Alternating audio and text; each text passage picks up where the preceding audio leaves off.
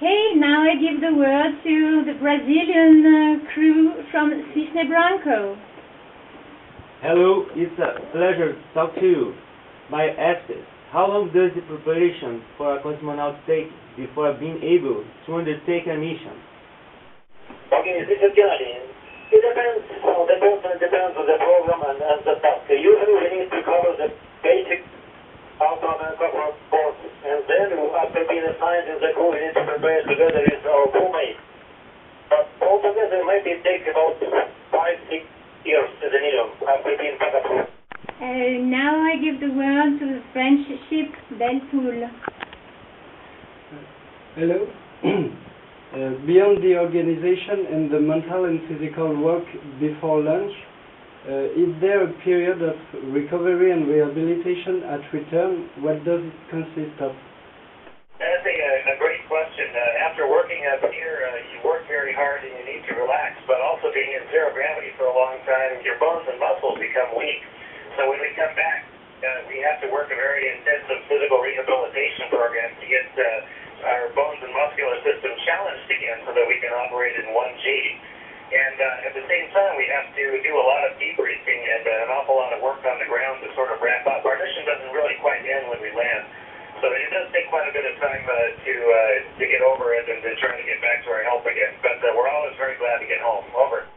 Now the Belgian ship, so the crew member from XR. Good afternoon. This is also a real honor to me. We crossed the ocean on a very small ship compared to the others. We were not able to have our own bed, and when we came down from our watch, we had to find out what bed was available. How does it work for you up there? And you have also no chance of privacy. Hi, this is Tim again. You know, building a structure in space would be one where we'd have very little privacy, or it would be small, but I think all of us feel that it's a very large vessel, and in fact, we had a shuttle crew here that added some additional people. We lived quite comfortably with 13 people every day going in and out. We have crew quarters that, for our own sleep and privacy, it's about the size of a large refrigerator, but inside that small cabin is a great environment. It's very dark, very quiet, so it's a very comfortable place to live. Over. Question from Ronatu again, United Kingdom. Hi, I was wondering, what's the most dangerous experiment you've had to do in space? I think you asked what is the most dangerous experiment that we have done.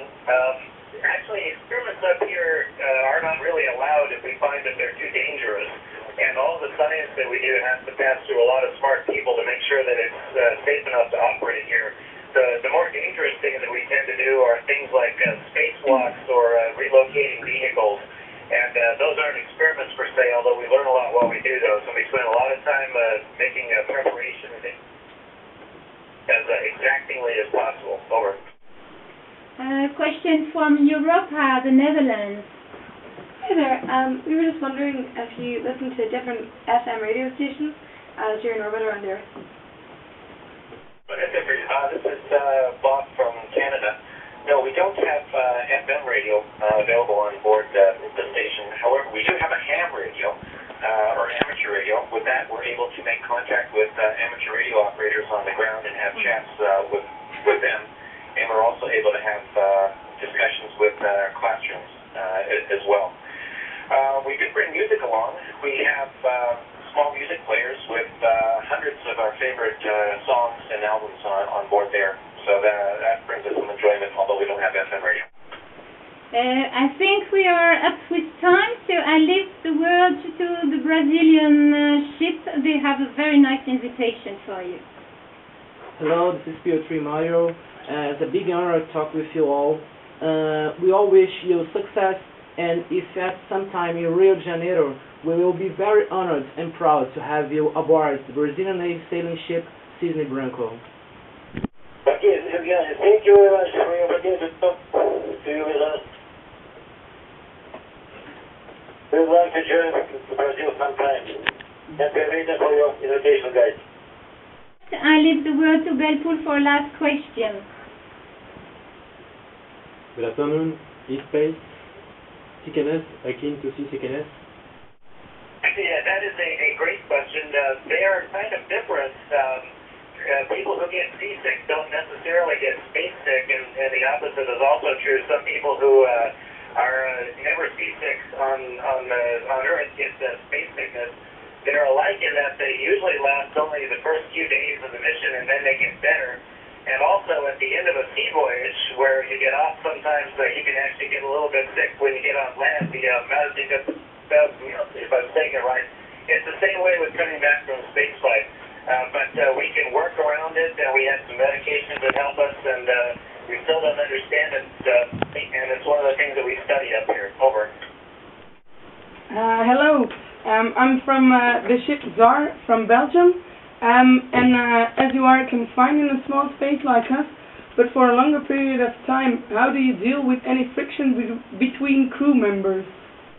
And this is Frank also from Belgium.